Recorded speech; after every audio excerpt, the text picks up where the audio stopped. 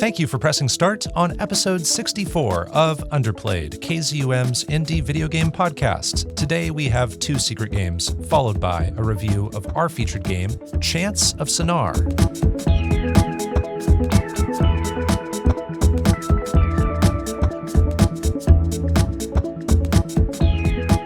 Here on Underplayed, we review indie games of all kinds, the games with small budgets but big hearts, the lesser-known experiences with imaginative ideas.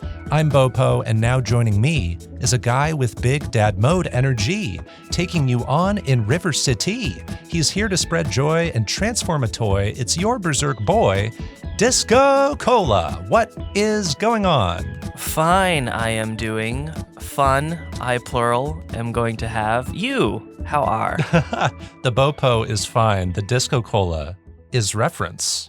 Those are references to our featured game, Chants of Sennaar. Nailed it. I also thought about saying, I'm doing just fine, my shrimping robed adventurer, something like that. But yes, those are references to today's featured game. And Chants of Sennaar is one that we've both been playing recently. We'll talk a lot about that later in the episode. Up top here, we want to touch on something we were talking a little bit about off air, and it's about our platforms of choice a little bit. There are two thoughts running through my mind with this. One is that you recently got a PlayStation 5. Yeah. So I want to hear about how that's been. You've had that for a few months? Yeah, something like that. Got it in March, I think. Yeah, so you've been able to play some games on that.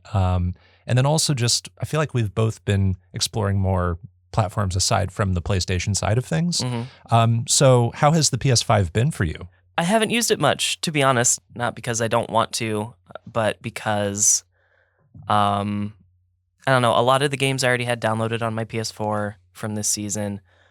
It's such a stupid thing, but I really want to make sure that the first game that I platinum on my PS5 is meaningful. So I don't want to accidentally platinum something else for Underplayed before I do that. So I'm trying to finish Gravity Circuit PS5 version before I move on to something else and accidentally gain my first PS5 platinum on something I don't care as much about. Gotcha. So that has a lot to do with it. I have played a couple of Mega Man games on there that are just PS4 discs played on the PS5, and a couple other games here and there, but I got to finish Gravity Circuit first, and that's going to be hard because I'm going to start Sea of Stars like tomorrow, and my Sea of Stars is a PS5 copy. So okay. Gotcha. I have to be really careful. Yeah, you're talking about PS5 versions specifically. Like yeah. Your first PS5 version of a game exactly. to be special. Yeah. Yep. My first was Astro's Playroom, and I felt like that was really fitting. I think that's going to be a lot of people's first PS5 plat, but we'll hear more about your thoughts on the PS5 versions as we go on. I'm really curious on if we'll run into a lot more games like next season where you play the PS5 version, but they also have like PS5 features like haptics with the controller or game help and trophy tracking that's really helpful. I'd be curious to see what you think of that from like kind of a newer perspective. Yeah, I would imagine the Gravity Circuit devs are really like on top of updating their game and making really good quality of life changes. I would be a little bit surprised if there isn't already some of that stuff in there that I just haven't noticed yet. Yeah, there could be. There could be. Sometimes it's just a matter of like, are there counters for trophies where you have to collect a certain number of things? Like, I think that's already like a step above Game changer. What so many people do. Yes, literally. Yeah. A lot of developers kind of ignore that stuff, and when they do have the time and the resources to implement it, I think it's really helpful. But then also another thing is that we both kind of feel like we've been playing more PC games this season. Yeah, especially like I have like avoided it whenever possible, but I've played. Let's see, let me count here real quick. I played Curse Crackers and Pete's Tower both on the PC. I played Dredge on the PC. You played Dredge on the PC? I don't think did I know that? I think so. I think I mentioned it. Oh, okay.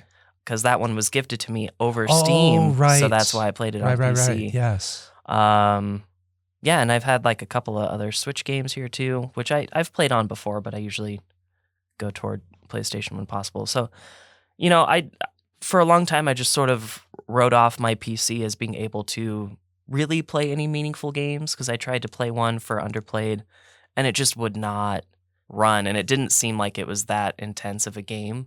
So I was just like, oh, if it can't even run this, you know. It might have been the game itself. For whatever reason, that game, which is not super high fidelity, just like cannot run on my computer. It's probably, sometimes it's a game by game basis as far as like what can you run. And you have to do some testing. Sometimes I've done testing like way ahead of when I plan to play a secret game for this show, just to make sure like, is everything cool? Yeah. Okay, cool. Now I can plan for that. Yeah. One day, our friend Cater Blossom gifted me Sable. I was like, okay, well, because I was like, oh, if it couldn't run this other game, it's definitely not going to run Sable. But I turned it on. It runs a little bit slow, but it runs Sable, and I was impressed. So I started like, well, if I can run Sable, I can play some other stuff. There you go. Yeah. On my side, I've played I feel like more PC games than usual. We Who Are About to Die, American Arcadia, Billy Bum Bum, A Cheeky Puzzler. Those were 3 secret games in a row where I played them on PC for this season. Then Duck Detective, The Secret Salami, Garden Galaxy, and El Paso Elsewhere. And maybe today's secret game is joining the ranks there too. So most of your secret games. Most of my secret games. Holy smokes. I think I will end up only playing like 2 or 3 console games for my secret games, which is wild. And then Pizza Tower. Yeah. Generally, I still prefer console because like I don't have a way for my PS5 controller to plug into my computer, and the PS4 controllers plug in with a micro USB connection, and my micro USB connections are loose. I don't know if it's all micro USB connections are loose, which kind of seems to be the case, but my controller becomes unplugged often when I'm playing on the PC. Yeah, and you really can't plug a PS5 controller like in a outlet usually, so you have to plug it into the PC or have a charger or plug it into the PS5, like a proprietary charger, I should say. Yeah. Cool. Well, I'm kind of excited about all this, like that we're expanding where we're playing games. I feel like I'm more open-minded about where I play games now. I'm more open to it, and to be honest, there's a little bit of freedom when I get to play on PC because I don't have to care about trophies if I don't want to. So if I could get a Steam Deck, like that would be just tops. Then I could play anything. I think it would be awesome if you got one. Yeah, I think that'd be really cool. Long ways off. Well, I'm excited for us, and we'll keep going here. But before we move on, if you're listening to Underplayed right now, thank you, and we love you. If you haven't already, please consider giving us a follow and a 5-star rating on Spotify and Apple Podcasts. It should only take a few seconds, and we'd really appreciate it. And if you have a friend who likes indie games, maybe share our podcast with them too. It's time for our secret games. The secret games. Secret games that you'll play. The secret games.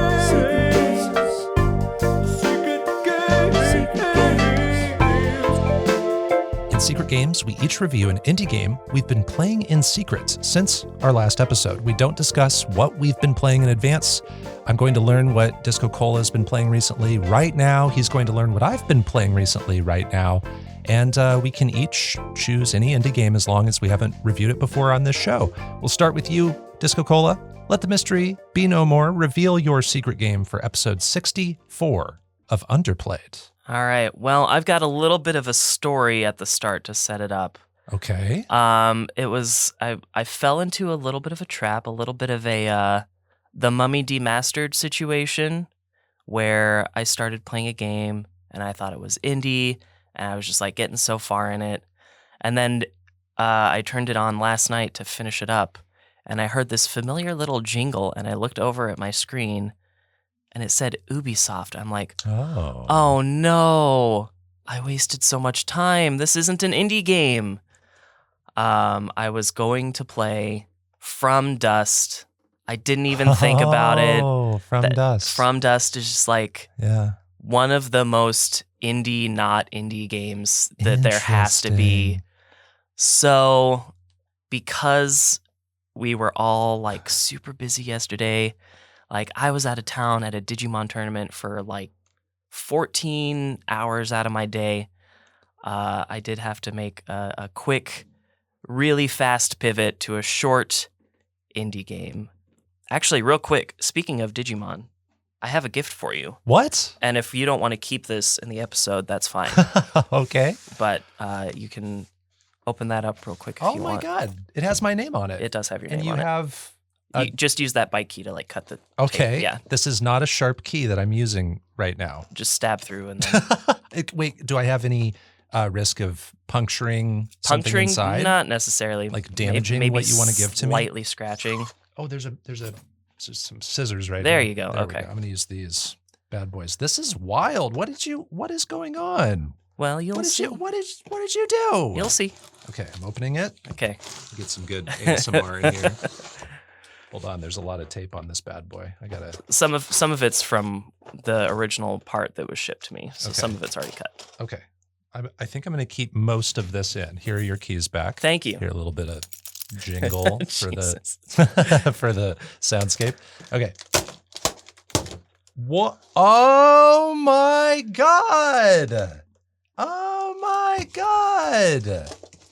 So, in my way, I have assigned you a Digimon partner. This was done like over a year ago at this point. In my head, Bo's Digimon partner is a Lunamon, Oh, and there was a great set of cards that came out about 7 or 8 months ago that had the whole Lunamon evolution line, and it had a bunch of like special artwork for some of the cards, and I put the whole evolution line in a framed thingy over here. Our other friend that has the Coronamon Digimon partner, she doesn't have it yet, but she will. she will. I was going to like shadow drop this on your porch in the middle of the night and just have you walk outside and be like, "What is this?" What on is the this? same day Oh, she no. was going to get it. Oh, this works though. Yeah. Yeah, it got delayed in the mail, so she Okay, doesn't have it gotcha. yet. Oh, this is amazing. Thank you. This is such a personal gift. So the 5 evolutions Yeah. are Moonmon, Lunamon, which is the one that you've assigned to me. Yep. Lekismon, Lekismon, yeah. Cressamon, and Dianamon. Yeah, Dianamon. Dianamon. Yeah. And this is so badass. Thank you so much. Yeah, don't post it on the internet yet. I won't. I mean, by the time this episode comes out, Oh, okay. yeah, it'll be totally fine. But I will, like, I'll save for when, maybe closer to when this episode comes out. or just until our other friend gets it. Fair. Yeah. Okay. Sweet. Anyways, Okay. It's Digimon safe. gift. Yeah. So, Thank you. anyways, I quickly had to switch to a really, really, really, really short indie game. Okay. So for this episode, my secret game comes from that game company. And I know you don't need the trailer, but I sent it to you anyway. My secret game is called flOw.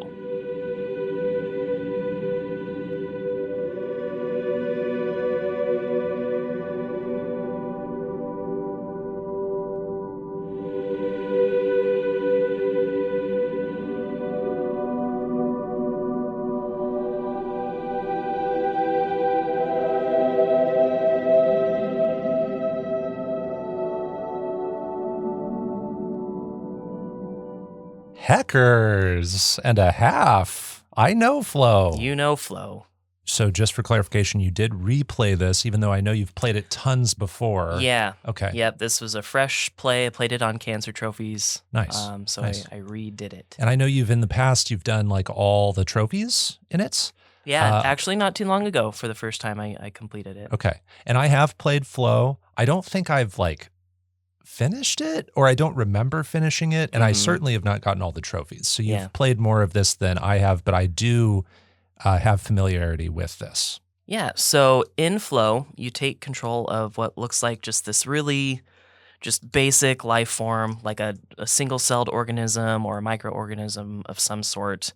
And as this simple creature, you travel around your environment and eat as much or as little of the other single-celled organisms that you want to eat. You will also encounter, in addition to some of these smaller single-celled organisms, you'll encounter the more slightly advanced organisms that are like yourself. Some are going to be the exact same. I don't know if I should call them species, because are single-celled organisms classified into species? Point is, you'll find more that look just like you. You'll also find some that are clearly more advanced but have different skills. You can choose to fight and destroy any of these, and when you do, they will drop foodstuffs and other kind of cells. And you can choose to consume those, and then the more you eat, the bigger you get. The bigger you are, the easier it is to eat other organisms, usually. And then each level requires you go deeper and deeper to ultimately consume the egg that contains the next organism that you'll play as. And that's it. I mean, you eat, you travel up and down through the different layers of the level, you manage your fight or flight responses accordingly, and get yourself onto the next creature. But if I get a little bit more into the details, since it's so straightforward, with the food type creatures, there's like variation to those as well. Like some will be just like tiny little circles, but some of them will maybe look a little bit more like an amoeba, or just have a little bit more body to them, or have a little bit more glowing orbs inside of them. So there's a variety of sizes in the foodstuff type creatures. And just depending on how big or small they are, those will go a little bit further in recovering your health, or much more quickly advancing you to gaining a new body segment. I mentioned these creature types. There's 7 different creature types that you can unlock, at least in the PS3 version, and 2 others that you can encounter but never play as.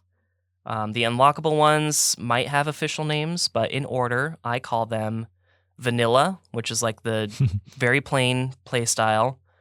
Whirl, which is a slow character that can kind of gain speed after spinning really fast. You got Dolphin, which is a fish-shaped creature with very low HP, but can do like really quick darts in any direction.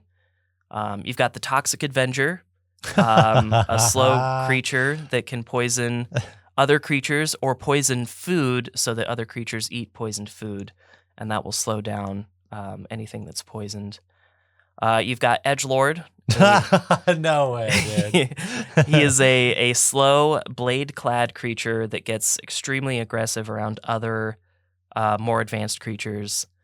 And then lastly, you've got one that I call Credits, which is a creature that only travels through the credits. Oh, I didn't know about that, probably because I haven't finished the game. I love that you've assigned these names and they make sense, like with your descriptions. Yeah. Like very, very creative. I love that. Thank you. Have you seen Toxic Avenger? I have before? not seen Oh, Toxic wow. Avenger. They're wild movies. If you like B movies, you'll have maybe a fun time, but they're also pretty rough. But yeah, keep going. Oh, good. Oh, shoot. There's another one that I forgot to write in my notes, but there's a shield creature. So I didn't assign him a name because I forgot about him. Oh, okay. Not my favorite. Gotcha. You just call him Guardian. I don't know. Yeah. Anyways, there's some other cell types in addition to like the common foodstuffs. You've got the like up cell. That one allows you to go up to the previous layer of the level. You've got the down cell. That one allows you to progress deeper into the level. You've got an HP cell, which I am sort of confused about the rules on, sort of. It's different than the foodstuffs, but once you eat it, it like adds the actual HP orb to your new body segment after you unlock a new body segment. I think. I'm still a little bit fuzzy on how that works. But everything in this game is visual. Like you're not getting speech, you're not getting text. Right. You have to recognize patterns. You have to recognize like shapes and sizes, and maybe do some trial and error to figure out like what this does if you eat it. Exactly. Or what, I should definitely avoid that until I get a little bit further. So it's a little bit synergistic in that way to our featured game that you're trying to use context to decipher. You're recognizing shapes and, based on context around those shapes from your experiences, you know what to do down the road. Yeah. But that's about where the synergy ends. Okay. My quick pivot had no synergistic thoughts in it. That's fine. And we never have to create synergy. I know. But you do like it is to. A goal for every episode. And then there's a screenshot cell, which once is fully digested will automatically take a screen cap of whatever's on screen. I actually don't care for this cell. I kind of wish it was not in the game, I didn't know about that. Wow. Yeah. But yeah, it's a game that's pretty straightforward. So likes and dislikes are a bit hard. So a lot of the things that I'm going to mention are like very specific, very particular things for the most part. But in general, here's what I like. I like the overall concept of the game. There's a lot of different games that do it, especially just like on the browser. There's always a bigger fish. Like literally there are games where you play as fish, eat a smaller fish to become a bigger fish. I just, for me that's an addictive play style, just eating everything in sight and changing yourself as you do to become massive and more powerful. So it's an addictive play style for me. I really like that each creature has some really great strengths as well as weaknesses. For the most part, none of them feel like the clear and obvious best one to play as. Though if I had to pick one that was the easiest to be and the hardest to kill, I'd say Toxic Avenger has got the most going for it. It's just a bit slow, so it's a lot less like fun to actually do it. But he seems like the best hunter. The music and sound design is really beautiful. Austin Wintory, who is one of the bigger names in indie game music, does an incredible job here as always. Most of it's a little too gentle for it to be like really good radio music, but it's very, very pretty in the context of the game. For the most part, you can play this game with one hand, and that can be kind of cool. So just a very small points here. Another thing I like is that this game is kind of alive while you're playing it. So while you're playing as the creature and you're eating your foodstuffs, all the other creatures that are in this level are kind of doing the same thing. So they're not just sitting there waiting to see what you do. Exactly. So the faster you go, the less time your competitors have to eat and become bigger. That's wild. And that's pretty cool. Yeah. I like that they put that thought into it. I love watching my creature grow and change. It's sort of the same satisfaction I get from watching a Digimon or a Pokemon evolve. And on top of that, you can really just get so big in this game. And I'm always so curious, like, how far will this game let me go? And that's just sort of also part of the really addictive quality of gameplay, is just like seeing how far you can take it. Like how long can your tail be? How big around can whirl be if you keep eating? It also reminds me of some shmups I've played where you can collect additional weapons that physically grow your ship. Oh, yeah. I love those kinds of shmups where I feel like, I'm getting exponentially, bigger or more powerful or both, and seeing like how, in addition to just finishing the game or getting farther than I've ever been, how big can I get? Or like, what's the coolest kind of like ship I can create? Yeah. So, Yeah, it's a lot like that. And there's like consequences to dying. I don't know like that the consequences will take away body segments here. I didn't try to confirm that, but you're just too good at the game. Well, you do grow slower if you're taking damage, because then you have to replenish your health before getting a new segment. Next segment. Yeah. And then most of all, I think the art direction is probably the biggest standout element of flOw. Every single creature looks really awesome. Some of them look sinister in ways that you wouldn't really imagine. So if you just think about like Edgelord or Toxic Avenger, just like These names. being under your skin, it's just like a long bladed worm that would be under your skin. And Toxic Avenger gets sort of like these just sickly looking feathers off of its head segment. Just, they all look super awesome. It reminds me of if you took a microscope and you were just like looking at a petri dish at like all these microorganisms. Like it's very wet and fluid and just stuff swimming around everywhere. Or like even if you look outside when it's bright out and you see the floaty things in your eyeball. Yeah, dude. Just like, that's what I have written down here. It's as though the world appears as we're looking through a microscope. And when you get to see like the upcoming layer just sort of obscured as if it's under a layer of liquid, that's just such a cool concept. And it also helps you plan your right moment to drop into the next layer. And just overall, it's a very attractive experience. I love that effect of going deeper or like, going back up. It's kind of reminding me of how fancy it is to do that in Cocoon. Cocoon I think is flashier, but there's a lot of style there. Yeah, that totally like that. As for things I don't really like, there's just mostly like two things.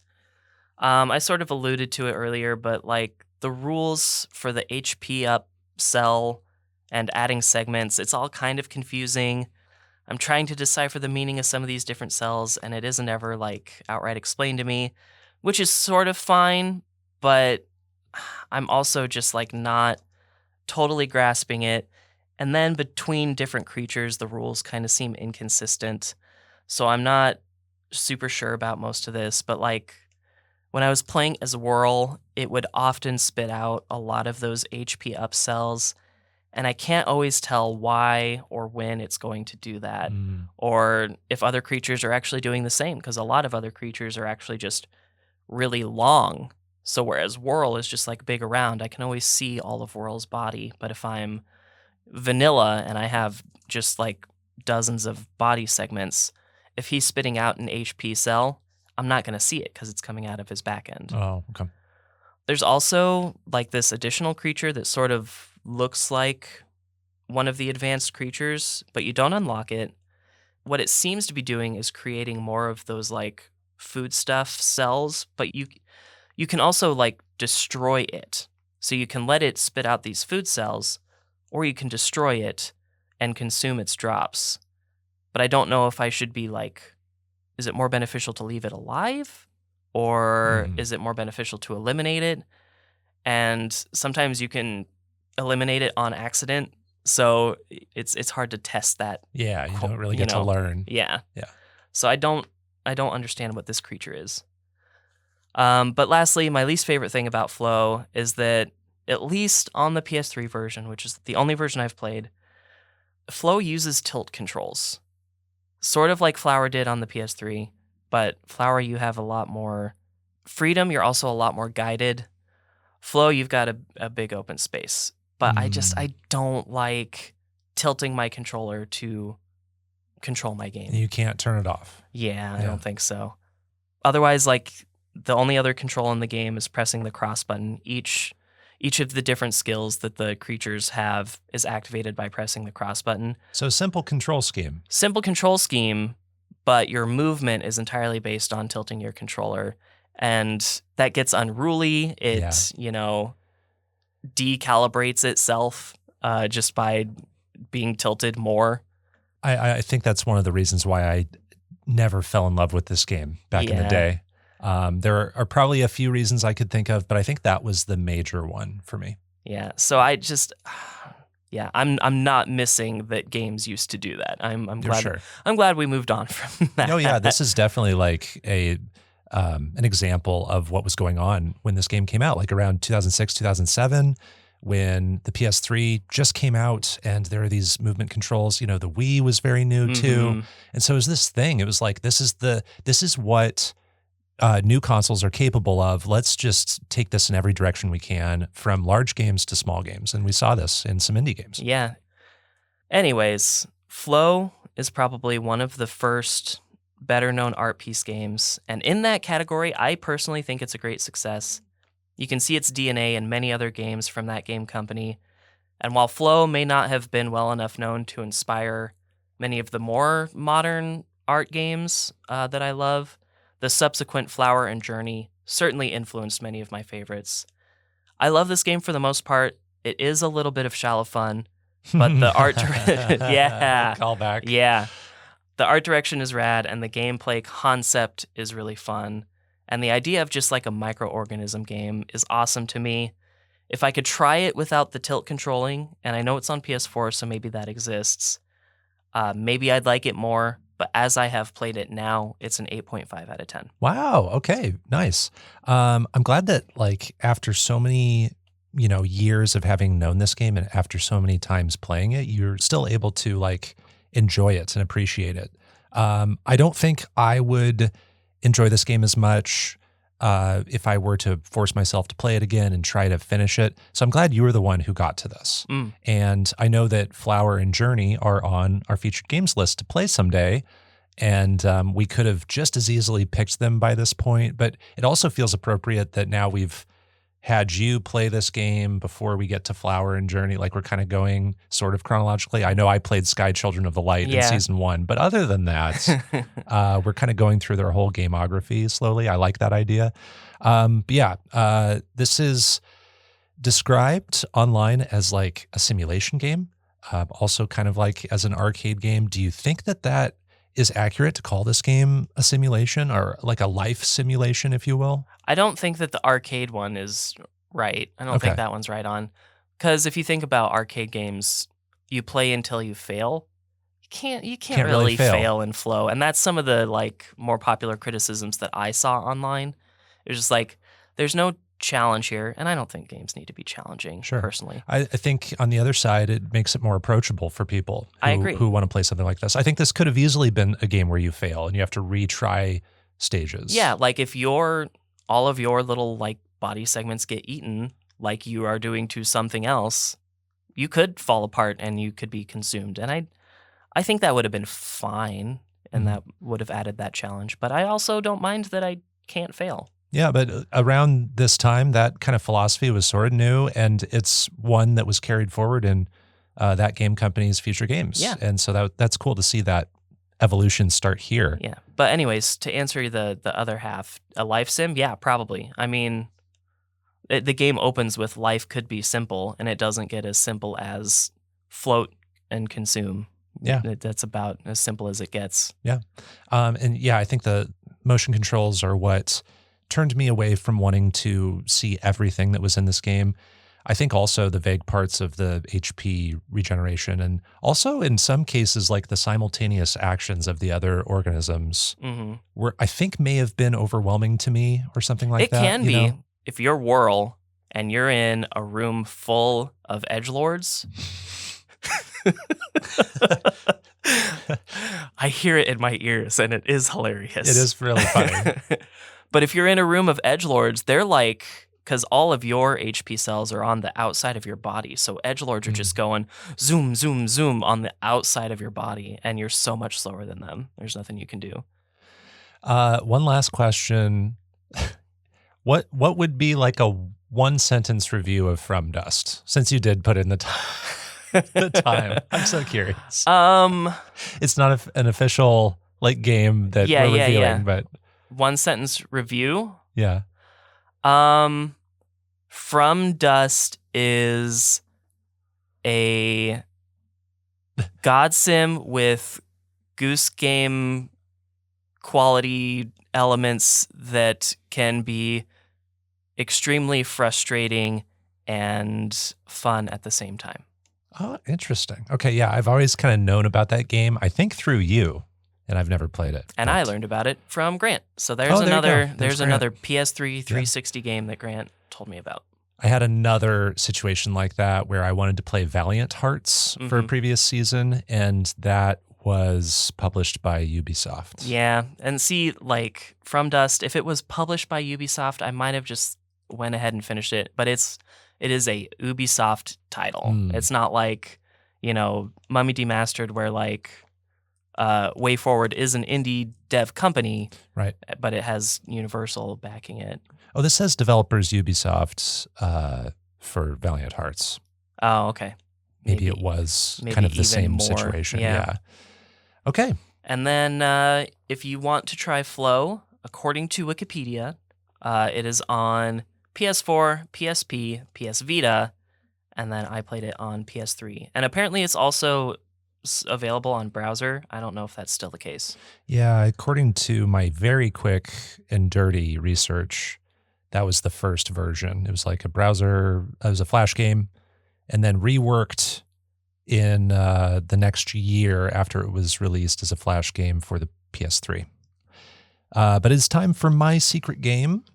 My secret game is The Room 2.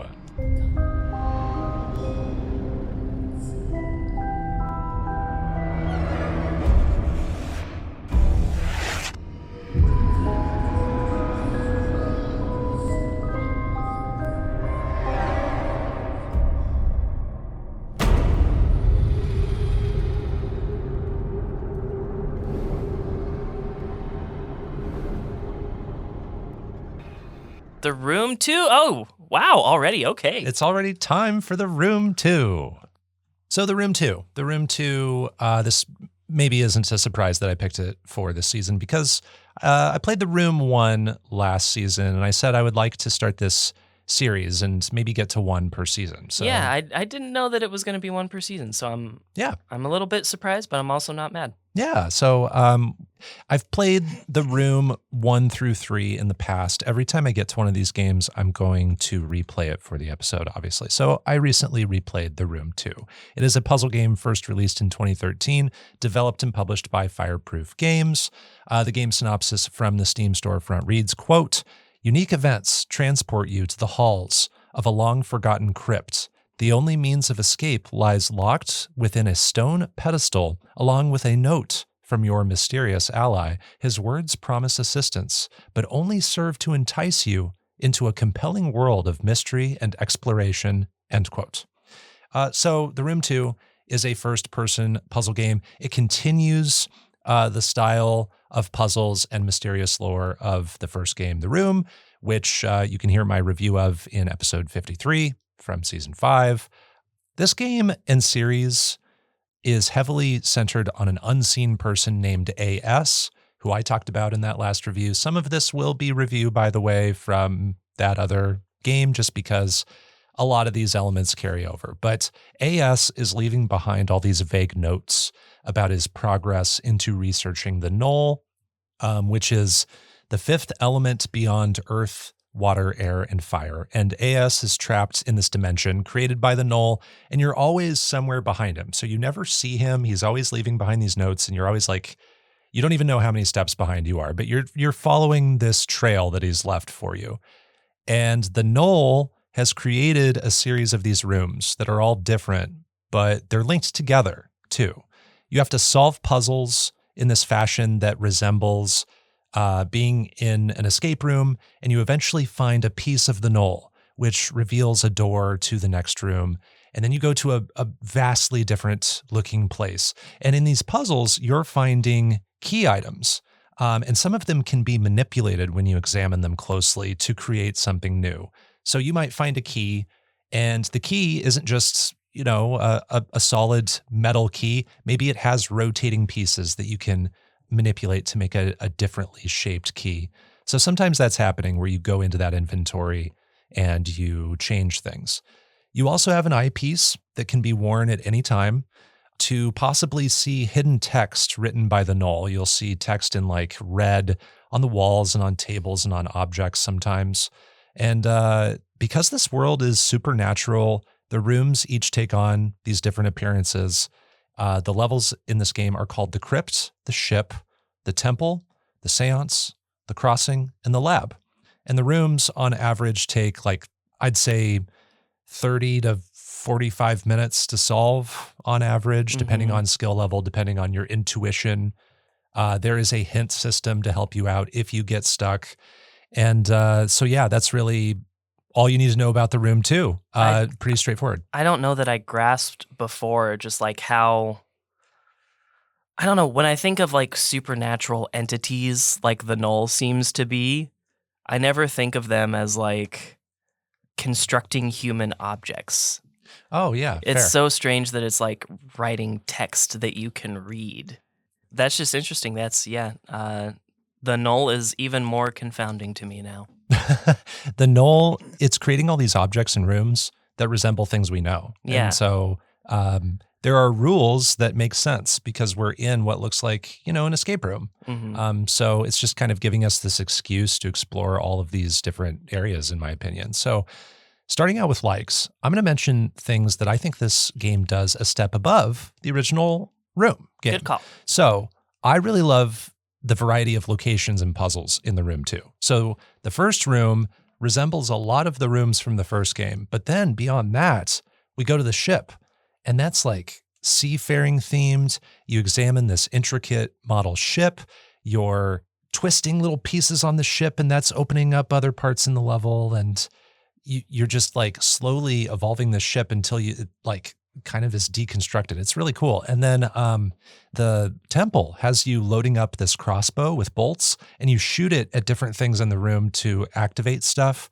The seance level involves this old-fashioned camera that you have to find pieces of, and also a table with tarot-like cards. And so you have to find the right combinations of cards to slip into a device of some kind. So it feels like there are more methods of interactivity with objects in this game. And there's one example I can give of really interesting tactility in the seance level. There's a safe in this level, and it's opened by twisting a brass dial. But the brass dial is missing, so you have to find that elsewhere in the level, and then you insert it into the safe. And you have to do the thing like you do on a lock where you twist it clockwise and then counterclockwise to select things. But you're not selecting numbers, you're selecting letters. So you twist it clockwise to select the first letter of a word, then you twist it counterclockwise to select the second letter, and so on. And you have to spell out a 4-letter word that you find elsewhere in the level. So you find this, like, I won't reveal what it is, but you find the word.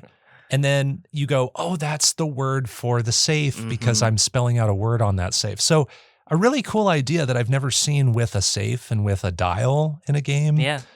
So I like the feeling of that. I like the appearance of that. I like the idea of that. There's a greater sense of movement and exploration, I think, with our character and being in these spaces. So the first game, to me, felt a little more narrow with everything you're looking at. Here, I think you're looking at more things in each room, even though you can't walk around freely. Like, this isn't a game where you move your left stick and you can move anywhere you want. You have to click on things to look at parts of the room. Even though you're doing that, it feels like your character is walking around more as you click on things. I was going to say, you mentioned shooting crossbows, which is not something... a shooting action, like you are shooting stuff. Looking at this, I thought it played a lot more like, the best example I can think of for me is like Tingle Tower, like where you're not really moving anywhere, but you're kind of just like picking what things to interact with, and you can rotate those objects, but you don't move. Yeah. So I'm surprised to hear you say that there is not only movement but greater movement. Yeah, the crossbow still largely resembles other parts of this game where you click and drag to rotate things. You're clicking and dragging to aim the crossbow. Got it. Okay. So you're not like, it doesn't turn into like a first-person shooter. You don't or anything see like that. Disembodied hand pop up on screen. So you're still like using the click and dragging motion, but the first game didn't really have ideas like this. Right. So I think this game just has more ideas. There's a cool reveal too about AS, and a more satisfying wrap-up of this story with a big cliffhanger moment that also feels like good closure. So I think this game does a better job of just wrapping up compared to the Room 1. If you were to stop at the Room 2, I think you'd both be curious about what's in the next game and satisfied about the ending you see here. So I appreciate that balance they found. And everything I like about the first game is largely found here. The visuals, the creepy but not scary vibes, the intricate designs of the objects you interact with. There's a helpful hint system that will dole out the info to you over time if you want it, rather than telling you too much at once. These hints are locked behind time. So it continues that here. What I disliked about the Room 2, we still don't know a lot about who we are as the protagonist, and my understanding is that this person we're controlling is the same person as who we control in the Room 1, but I actually wasn't sure about this until I looked at the wiki. We just don't know a whole lot about their motivations and backstory. We kind of get who AS is. That's kind of it. I guess there's just an opportunity there for there to be more. Is it supposed to be like somebody, or are you like a blank slate? Unclear. I don't know Okay. if they're supposed to be somebody. I don't know if I'm missing something or if that info exists outside the game and I just haven't done the work to do that research, or if we are truly a blank slate. But I think there's more here in the Room 3, if I remember correctly. Then another thing that I thought was kind of odd is I mentioned there are 6 levels. One of the levels is a bit of a fake level. It's the level called The Crossing.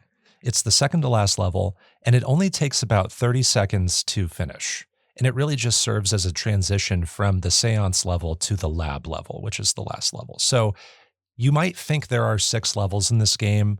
There are really only 5. So I thought that was weird that when you go to chapter select, like there are 6 chapters, but like one of them is microscopic compared to the others.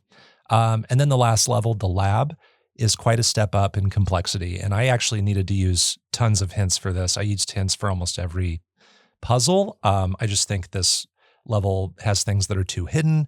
Some examples of things that happen in this level are there's a lid to a jar that needs to be unscrewed.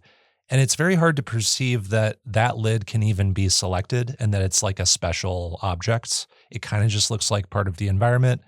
There's something hidden under a drawer that needs to be open. And I just never think to like look under an open drawer in this level. There's stuff like that where things are just really obscure and I think overly hidden, oddly. But overall, the Room 2 has a handful of distinct levels, each with their own standout ideas. The lore continues to be a little unclear, especially about like who we are and why this is all happening. But the puzzles are what shine. And I think it feels really similar to the first game, while also having a little bit more variety and personality. So I'm going to give this an 8 out of 10. Heckers, dude. I gave the previous one a 7.5, I believe. And this game is playable on PC, which is the version I played, iOS, Apple Arcade, Android, and Switch. Okay, cool. So one of the things that every time I watch these Room trailers is just how beautiful it actually all looks. Like if there was somebody that made just wooden furniture look incredibly beautiful in a game, it's the developers of the Room. So I guess I have a couple questions. Does the trailer match what you actually see in the gameplay? Like, is it really that high fidelity, really pretty lighting and kind of stuff? I think so, based on what I'm able to see. I know that these games originally came out quite a while ago, and they've been able to update them.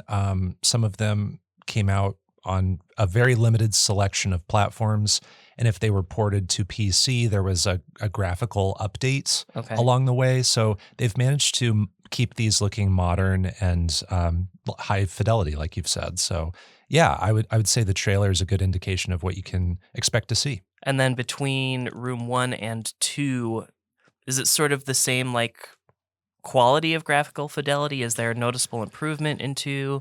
Having just played the Room 1 on PC last year for the last season, I think they are comparable. Yeah, I think they're kind of like pretty consistent with how they look. All right. And are you looking forward to Room 3 now? I am. So before I started this journey of replaying these games, the Room 3 is the one that I had played most recently. So it's probably to be expected that it would be the one I remember the clearest. But also I remember moments from that vividly because it departs in interesting ways from the Room 1 and 2. The Room 1 and 2 were kind of blending together in my memory. And then when I started playing the Room 1 a while ago, I was like, oh yeah, that's what this game has these puzzles. And then as I got into the Room 2, oh yeah, this game has these puzzles. But I remember stuff from the Room 3 as distinctly being in the Room 3. Gotcha. So that's what makes me excited to go to that game next is I want to see those moments. I think the game does some of the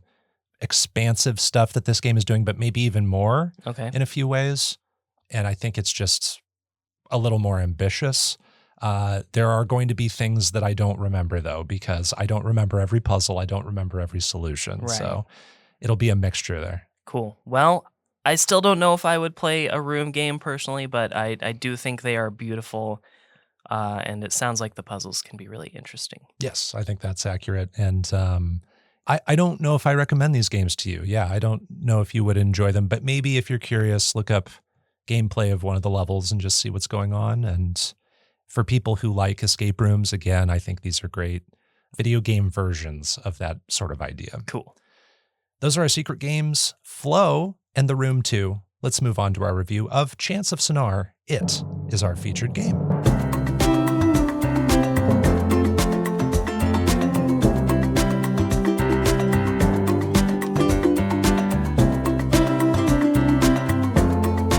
So Chants of Sennaar is a 2023 puzzle adventure game. It was developed by Rundisk and published by Focus Entertainment. The game synopsis from the Steam storefront reads, quote, "In this award-winning puzzle adventure game, play as the Traveler on a quest to reunite the peoples of the Tower. Observe, listen, and decipher ancient languages in a fascinating universe inspired by the myth of Babel." End quote.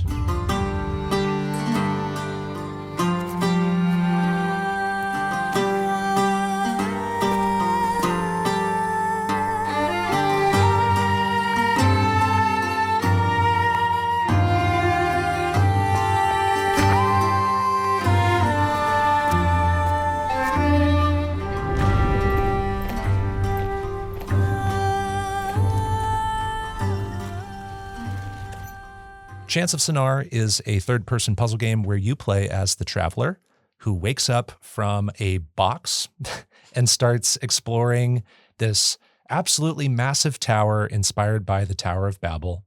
And this tower has 5 sections that form the chapters of the game, and each section is inhabited by different cultures with their own ways of life, beliefs, and languages. When we start this game, we have the devotees at the bottom, and they believe in some kind of a deity that lives at the top of the tower. The second level contains the warriors who block the devotees from advancing upward because the warriors have sworn to block the impure from advancing up. And they're very militaristic and oppressive. The third level has the bards who live lavishly, and they celebrate performance arts, and they're sort of against the idea of ascending up the tower. And then we have the fourth level that contains the alchemists who are conducting scientific research. And then we have the fifth level, and I don't really want to talk about the fifth level a ton, but that's sort of the most secretive area of the game. But we have the fifth level, which has another culture. I think that's fair to say. Yeah. And then the game is almost entirely about language. And you, as this Traveler, going to all these cultures, learning their languages, and the languages use lexigram writing, where symbols mean words. And when characters talk to us, we can see speech bubbles with these lexigrams. And through context clues, we discover more and more about these people's beliefs and what they're actually saying to us. And with that, I think we can talk a little bit about how we interact with this world and solve puzzles through gameplay. Yeah, so visually you're on sort of, it's not quite an isometric view, but sort of that idea. And you can travel across the map and interact with all of the different peoples, and they'll speak to you and give you those speech bubbles, as we said. But there's also different environmental elements that you can interact with. Most of them come in the form of like murals. So you'll take a look at murals, and there'll be symbols on them associated with the depiction of a certain scene, and so that can sort of help you fill in the gaps for context. You can pay attention to what symbols reappear in different murals that have sort of the same idea or maybe would contain the same word. And then as you're interacting with these NPC characters or other environmental factors, symbols that you see will be logged, and you can select them to sort of maybe type in a little note and put in what you think this word might mean. And then after you've encountered enough of the symbols, the Traveler will sketch out a couple of pages in his journal, and this is where you can start dragging and dropping your different symbols into what you think might be the correct visual depiction for the word.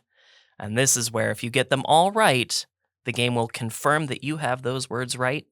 You'll do that through all the different levels of the tower, deciphering a new language each time. And occasionally you'll run into these like terminals that you can interact with. Yeah. And those, for the most part, act as teleport points, which is very helpful. But you will also, some of them, have conversations between two characters of different cultures or castes or whatever. And so that is an opportunity for you to reconnect these cultures by adding the translation so that the two different cultures can understand each other again. Yeah, you're taking one language and using the second language to just basically match what they're saying Exactly. so that the second person can understand the first person. Yep. Yeah. But also you can maybe get a head start on an upcoming culture by looking at the symbols that appear. And yeah, I didn't even think about that. Wow. You can start getting a head start on some of the other languages that might be coming up. Obviously, you're going to have a lot of puzzles. Like most of it's about translating language, but some of the words that you need to translate will come at the cost of solving a puzzle or two as well. And you might perform a couple of tasks for a couple of people by putting an object in your inventory and giving it to them.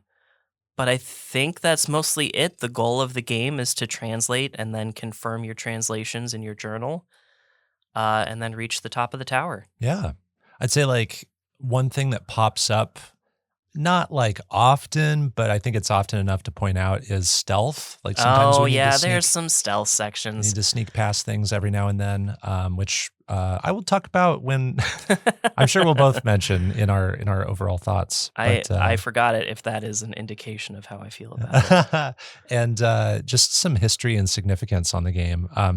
Chants of Sennaar was largely developed by a two-man team, Julien Moya and Thomas Panuel.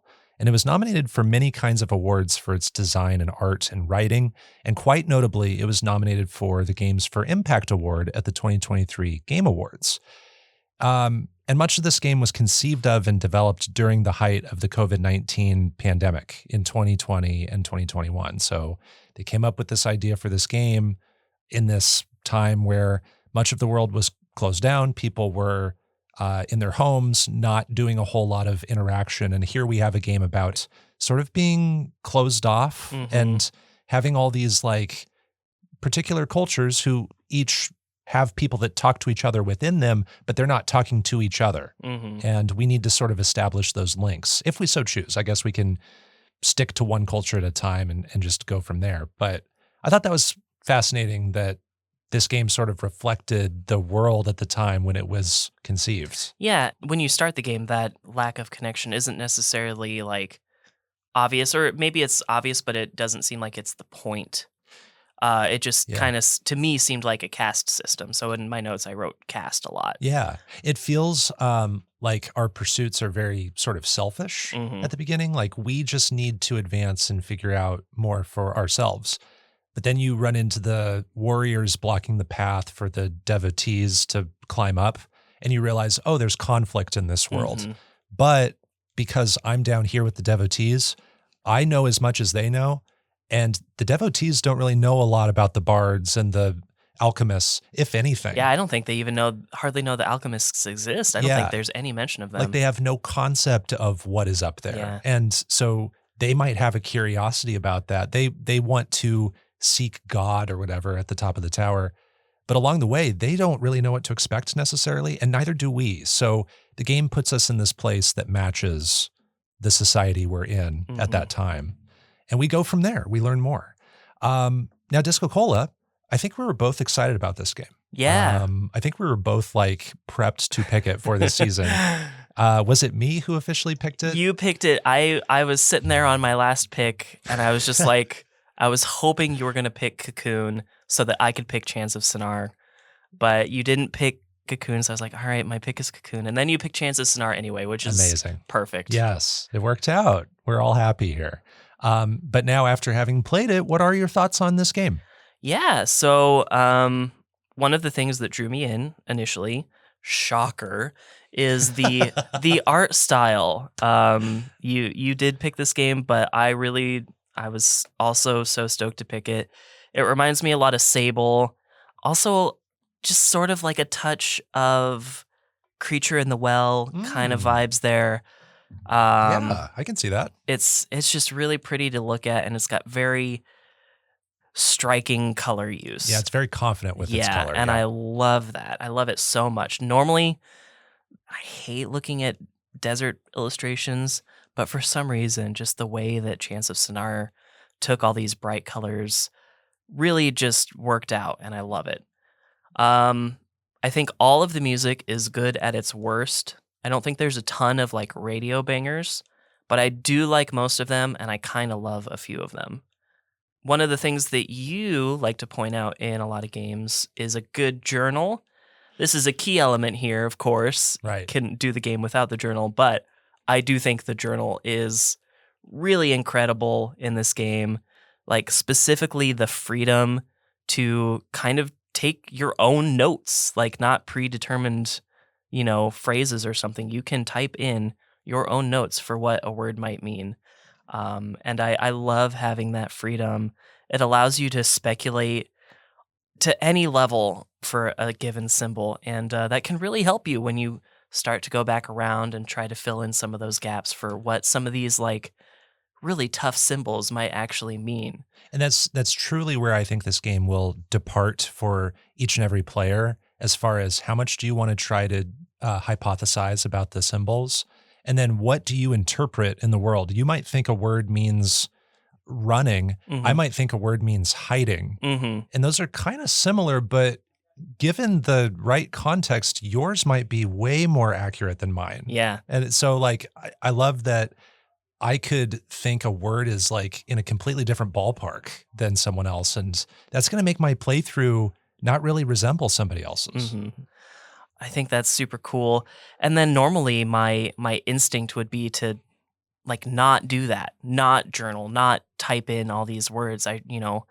Normally I'd be like, I can figure it out just based on the content, but you having those notes in there really helps. So you were doing it a lot. Yeah, and I think I did start the game with that philosophy. I was like, nah, I'll confirm a couple and I'll be able to fill in the gaps from there. But no, I really journaling, like filling in my own words really helped a lot. That's awesome. I love it so much. As an extension, this is sort of like a half good thing, half bad thing. I like that you can kind of spam guesses if you do get stuck. Yeah. Like, there's no penalty. Right. So it is kind of cheating, and I did do it probably like 4 times.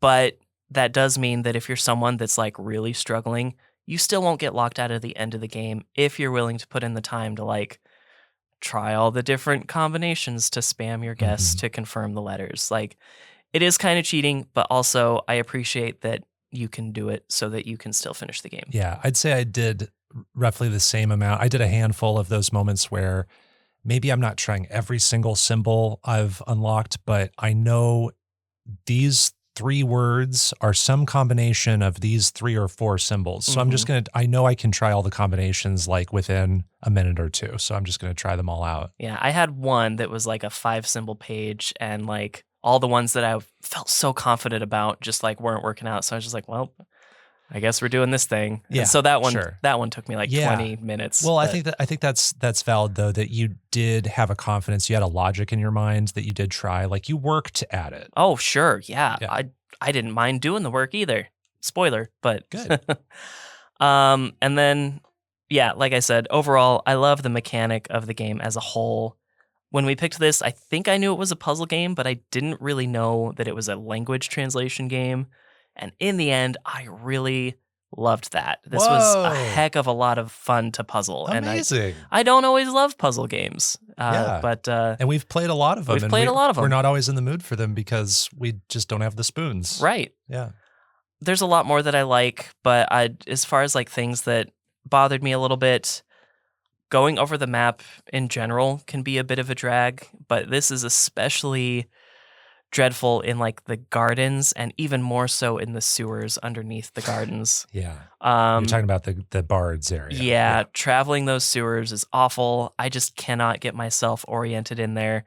I just keep walking and hope that I'm not running in a circle, because in a previous section, the pathway between the bunker and the garden, you have to like take the correct path or it spits you back out at the beginning. Oh, yes. And so that kind of taught me that might happen again later. And so I'm in these sewers and I'm not able to distinguish one room from the next hardly. And so I'm worried that if I take the wrong path, I'm just going to start going in circles too. Right. Well, there's signage down there that says like, oh, if you go this way, it's going to lead you to this place. You try to go there and then it's like, wait, there's not another sign that tells me that. So now I have a split path. Which is the way? And some of those symbols were like the last ones I deciphered in that area too. So I was just like, I'm just going, and then as soon as I find stairs, I'm leaving, man. Yeah. So I don't think I had a terribly tough time, but I think I lucked my way to the way I needed to go. I could have easily gotten lost down there. I did get lost. I could have gotten much more lost. much though. more lost. Yeah. I did eventually. I just lucked my way into that one room down there. Right. You know which room. Oh yeah. Another complaint is that even though we have them and they didn't have to give them to us, I still don't think there are enough teleport terminals. I could use a couple more. If I need to get back to a teleporter, to either go back to a previous zone or to do one of those connections, it can take a long time. And then sometimes it ultimately ends up being faster to have just gone to the next zone instead and find the teleporter that's at the beginning of that zone. Mm-hmm. And then, instead of wasting my time trying to like backtrack to the teleport terminal that I don't even remember where it is exactly. So point being, there aren't enough teleporters, and I could use a couple more easy ways to get around, because this map actually gets pretty huge, a lot more so than I was expecting the further you get in the game. You mentioned it, and I forgot about it, so I quickly wrote in here stealth. I don't like stealth games in general, but I also especially don't like most of the stealth sections in this game. I think there's only like 2 points in the bunker where I was like, this is kind of fun.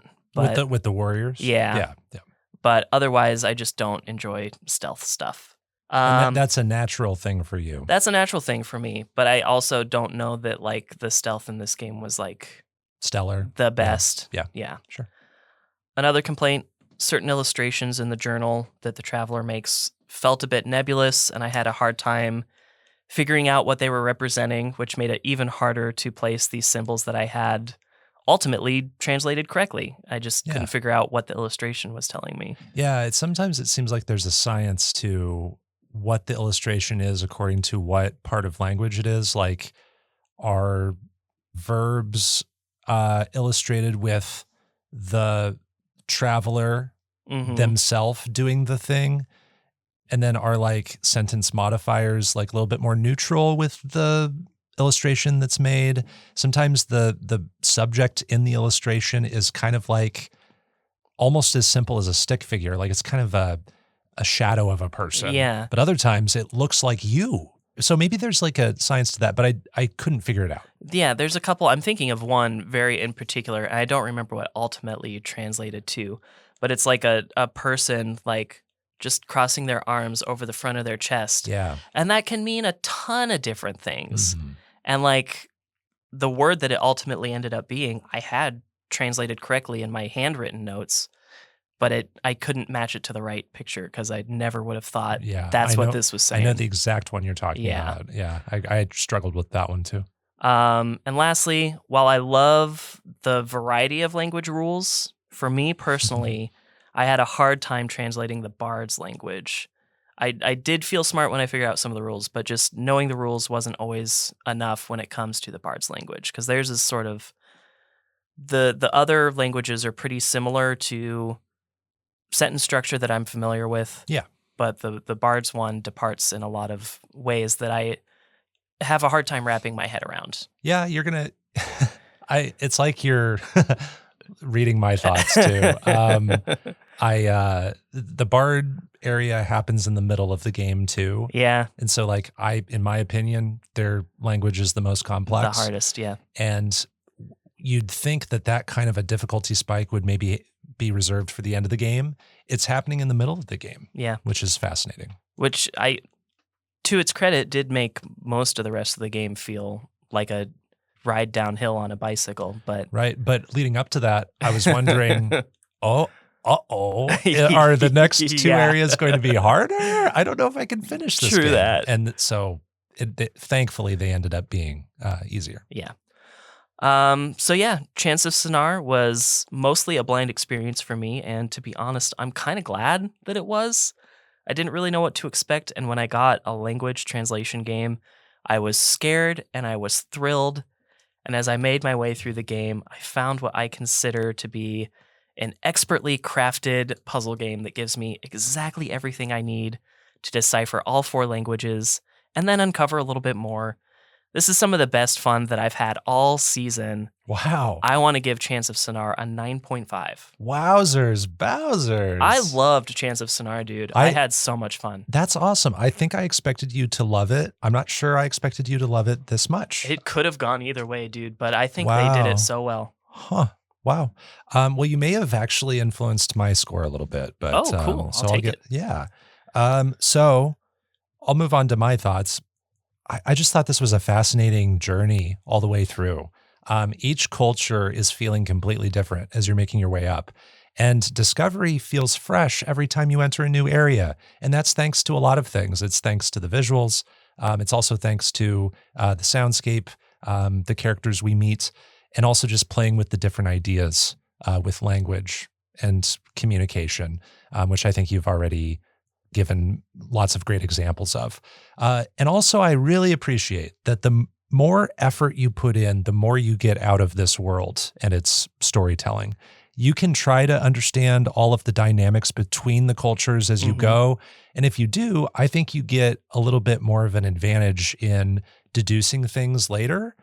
You can kind of figure out, oh, this culture must have a word for this because it seemed like from the previous culture, they had a similar concept. And so there's a really cool advantage there, but I think you can also just focus on each culture as you go one at a time and still be able to finish the game.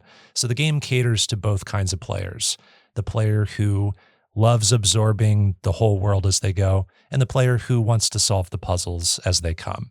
I think this game freaking cooks. Yeah, dude. This game cooks. The final chapter and the true ending of the story, they show us these themes of fear and exclusion that are created between the peoples.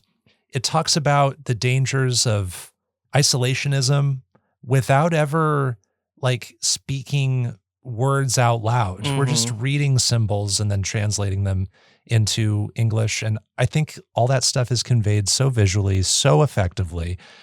This game leads to a very triumphant, hopeful place in the end. And I think that's where this game truly earns its pro-social reputation.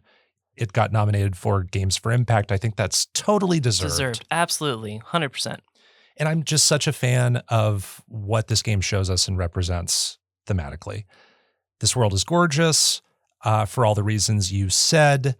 I also love that this game rewards noticing consistencies in language. And this is how I was solving some of the words. There are rules that are more apparent, that announce themselves more immediately, but there are other rules that take more perception to notice. And if you're a perceptive person, or if you take the extra time needed to notice these things, it will change your perspective on how puzzles work in this game. Yeah. So I'm using logic. I'm using observation. I'm using context clues. I'm using pattern recognition. Pattern recognition is huge in this game. And I'm using trial and error. All these things are coming together to fill out my journal, not just observe language, try to use context clues, guess and check. Oh, that wasn't it. I'm using so many different methods of puzzle solving. I love the journal. It's full of helpful illustrations. There are some that can be a little vague, but overall, I think it feels really nice to navigate in the journal and to fill the words in, the information locking into place. It's giving me the same awesome brain juice that we got in Return of the Obra Dinn. Yeah, dude. But here, this journal is much more streamlined. You just flip through the pages and flip through the chapters for all the cultures, and that's really it. We don't have a map in there and a glossary and all this stuff that we have to fumble with. It is so straightforward. Love the journal here. And I also love the music in this game. It's gorgeous. It underscores many moments so effectively. I get to my dislikes here. Like you, I think the stealth can feel just maybe not the best. And I think what bothers me about the stealth is that it just feels like a mismatch with what so much of this game is. A lot of what bothers me about this game is when we lose momentum. And that can be because of stealth. That can also be because I just wish we moved a little faster, or that there was a sprint button. And similar to you, I think we could have more terminals, or maybe once we make enough connections with those terminals, give us the ability to fast travel from a menu, just as a little reward there.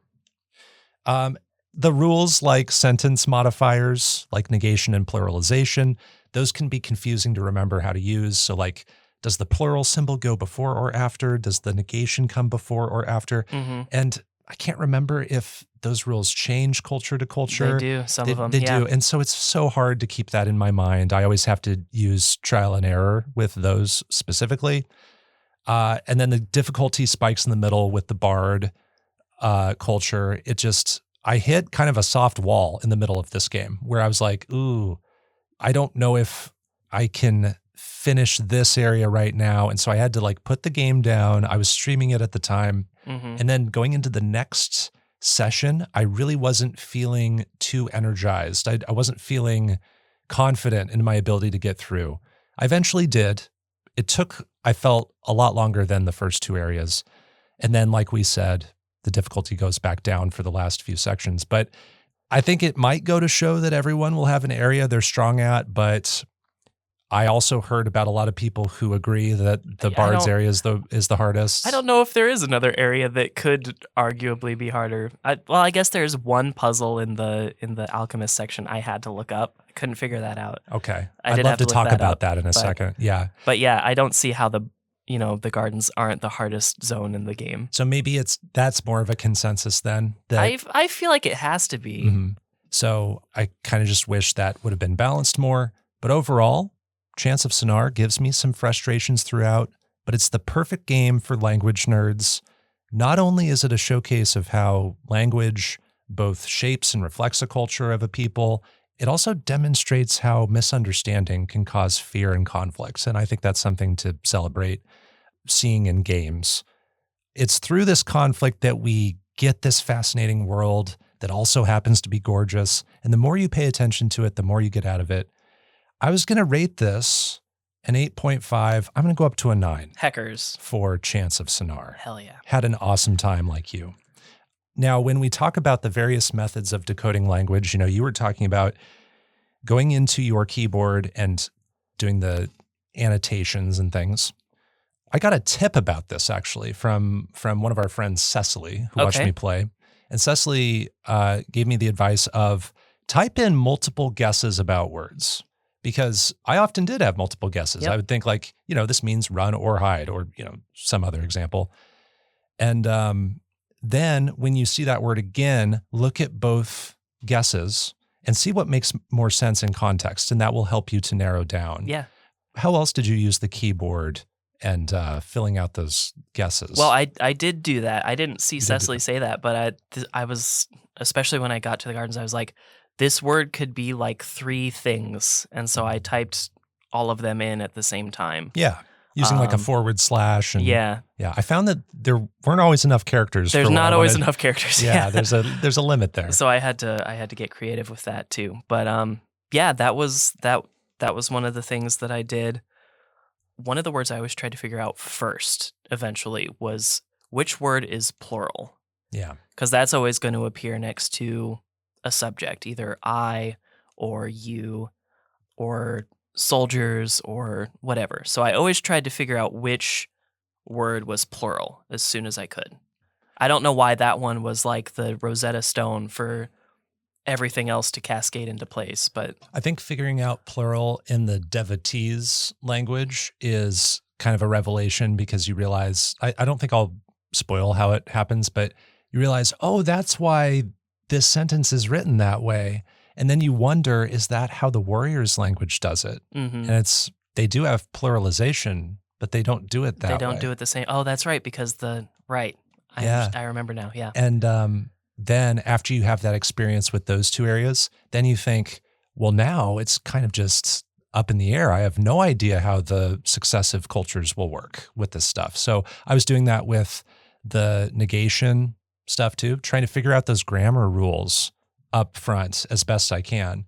And the game does this really cool thing where starting with the Warriors area, it will give you a little instance of translation in the world. So it shows you that shield, Mm-hmm. And it has the devotee sentence, and then it has the Warriors version of that. And so you get into the groove of, oh, it's always going to give me an instance of this near the start of an area. Yeah. And that's really, really helpful too. It is. Because you get just like a couple of breadcrumbs real quick. Yes.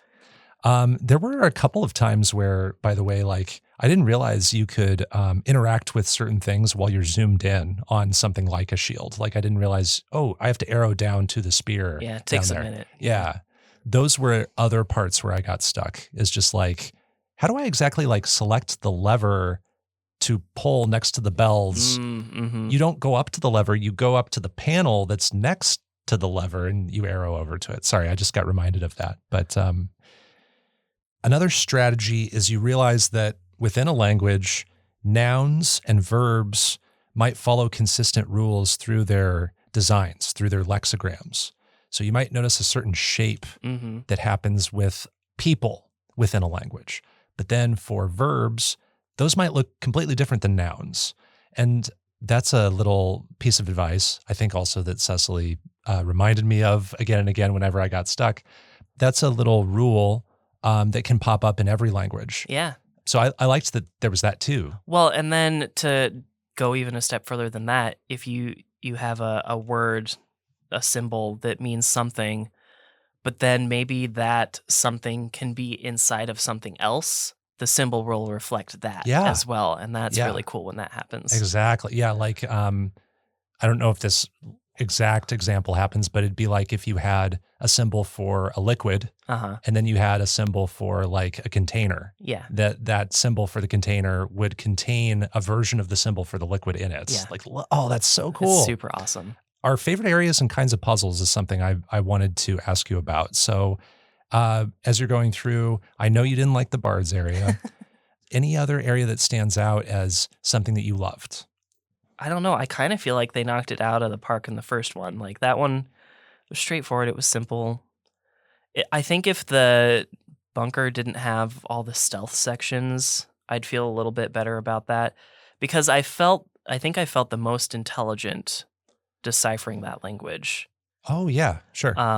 But you just have to go through you have to jump through a lot of hoops to even get to the new symbols that you want to translate. Yeah, I think that one does do a good job of not necessarily being linear, but as you make your way through it, you don't have to backtrack to things as much as other areas. Yeah, and then once you do have to, they kind of make it easy to do so. You don't have to go through all the same tasks over and over. Yeah, so that was definitely a relief. Yeah, but I'd say probably that one as far as like actual language translation. I think the Alchemist, the final two zones look really cool. I didn't necessarily enjoy translating the Alchemist language too much, just because a couple of the puzzles were too hard for me to figure out. Oh, that's fair. And the Alchemists have tons of like really distinct areas and it's kind of spread out a little bit more. It seems like that area is larger than other areas. I don't get lost as much in there just because there's like a logic to it. There's like just 4 quadrants basically. So I'm not getting lost like I am in the gardens, but yeah. There's a really helpful maps in there too that tell you where you are and where all the stuff is. The Alchemist was actually my favorite area. Their language just sort of clicked for me. And I was looking for something more logical after the bards. So I think I went into it just sort of with this expectation that it would be harder. And I was pleasantly surprised that it was something that I could figure out with relative ease. Yeah, I figured out a lot of it except for just the actual solutions to some of these puzzles. Yeah. And that's another reason why I actually liked it is because I liked figuring out the numbers stuff. Yeah. They do a lot of stuff with numbers in this language. We actually learn symbols for 0 through 9. Well, if you're paying attention, you can see numbers up through 12, but you just don't use the other ones. Right. Yeah, exactly. Which is really cool. Like that so much of the empty spots in that journal for that language, we're just figuring those out. And I'm like, oh, I'm like cruising through this language, baby. But then we get to some puzzles that are very different than other areas of the game. But for me, I like numbers puzzles. I like figuring out math and logic to that number system. So I had a pretty good time. I did overthink it though. I thought there's an area with a sort of a calculator of sorts. And I found out after way too much time that that's mostly to just tell us how numbers are created. It's Yeah. not actually used directly to solve things as I thought. Are you So, talking about the one with the 4 different? Yeah. I overthought that too. And then when I was pressing even more buttons, I was like, what is this spitting back out at me? Because I couldn't figure out the rules for all the different buttons. I still don't understand it, but I Right. was able to get what I needed You out got of it. you got what you needed. And then like, even though it is laid out logically within each of those quadrants, I can forget how to get to different subsections within those parts. So I have to run around and remind myself of those things. But I like the look of the alchemists. I like the design of the puzzles. I like how their language looks. It's definitely, for me, more approachable than the bard's language, for instance. Mhm. So yeah, that's why I liked that. Any other thoughts on puzzles that stumped you, or anything else you'd like to say on the bards? No, so there were 2 parts of the game where I was just like, what do I do? I'm getting so frustrated. One is the point where you transition from the bunker to the gardens. You have to go down that path that I was talking about. It's very specific. You have to go in the right direction. You have a compass, and before you enter that room, the compass is just something that you look at. But Mhm. once you enter that room, it actually functions like a compass. Right. I didn't pick up on that. And You- even when I oh. tried it, Real quick, you said from what area to what area? bunker to the gardens, So it's the gardens to the alchemists. is it? It is, because it's the end of Oh, right. yeah, it's the end of the 3rd area, which is the bards, Yeah, leading yeah. into the 4th area, Because which you is the get that, alchemists. you Yeah. get the pathway in the. Yeah. That's right. Anyways, well, I said that earlier in the episode, so whoops. Oh, that's okay. Correction for earlier. Anyways, I didn't understand that the compass would change its function when I entered a new room, first of all. Right. And then when I tried it one time, it didn't seem like it was actually working correctly, but that was just me not knowing how to run a compass, I guess. So anyways, that was a point of frustration. And then there is a weight-based puzzle Yes. in the alchemist's Right. zone, and that's the one I had to look up. Oh, okay. That's fair. Yeah. And it took me a little bit of like running back and forth to figure that out, but I eventually got it. I felt like that one took me a long time though. The compass area, I actually almost accidentally did correctly just by guessing and luck. Shut up. Almost. I got to like the last area, but then I made a wrong turn. And I was kind of doing it while I was reading chat on stream. And so I was just like happening to almost do it without having the compass. You didn't even have the compass. No, I found that area and I Oh didn't my have the God. compass. I didn't know where the compass came from yet. And then I realized, oh no, there's a system to this, and I'm going out of order. I'm like sequence breaking, but in order to sequence break, you would have to be like really lucky. Yeah. Another thing, just going back to like the sewer, it's like labyrinthian. I feel like I am going to get stuck on this place for a long time. I'm thankful that I didn't for a ton of time, but also just that all of the water in this place looks like pee. Yeah. Did you have that It's thought? very yellow. It's very It's yellow. a very specific yellow. It is. Mellow yellow. It is. And there's even like a huge river like flowing out from the tower that you can look at. This game has really beautiful like vistas sometimes. Yeah. Which I appreciate. But yeah, just I thought that was an odd choice. Maybe it's not Earth, man. I don't know. Yeah. Their water's just yellow. Yeah. It's someone in my chat said they need to hydrate. And then like every time we have to reach for something, It does I'm feel thinking like, gross. oh, yeah, I'm it's reaching like- into pee. Yeah, No. not fun. Blech. I have one little anecdote I want to share with you. I took a screenshot of it. I streamed this one play session. Do you remember in the gardens where there's sort of like these games that you can play? Like you've got the monkeys that Yeah, show you the little thing. You got Flappy Bird. And Yeah. you've got the Whack-A-Mole. Yeah. Those are the only two, right? Yeah. Yeah. Well, one of our friends popped into chat while I was playing Flappy Bird, and he gave it a new name. It's called rapid wing movement air animal. And just the word choice there I felt was so perfect Love for Chants of Sennaar. That's so good. I kind of wish there were more mini games like that. That'd be fun. That's kind of fun. It's kind of fun. It's giving Dujana a little bit when we do those arcade games. And it's also kind of cool that they like visually design it in a way that looks plausible for a prehistoric civilization or whatever. Yeah, totally. And I guess similarly, they're not games, but those little dioramas or that the monkeys do.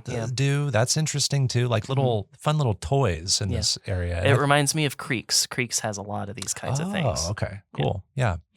Love the idea of that culture, and like it was beautiful and it was so bright compared to the Warriors. It's just that area really brought down my enthusiasm because I'm like, I just had a hard time getting around in it. I was just like, I don't know where I am right now. I know, yeah.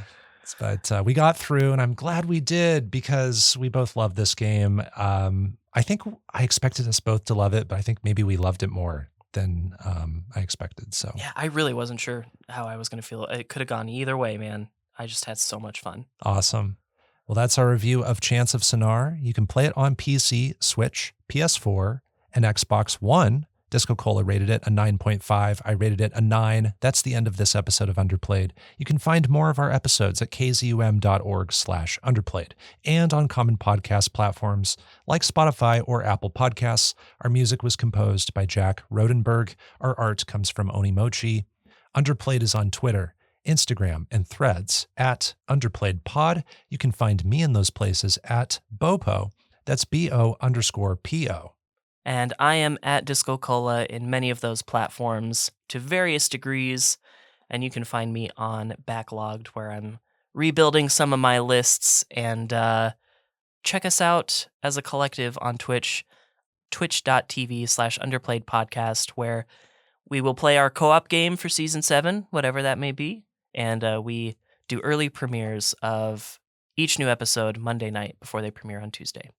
Next time, we'll have 2 more secret games to review, and our featured game will be Sea of Stars, an RPG developed by Sabotage Studio. Until then, everyone, keep on playing.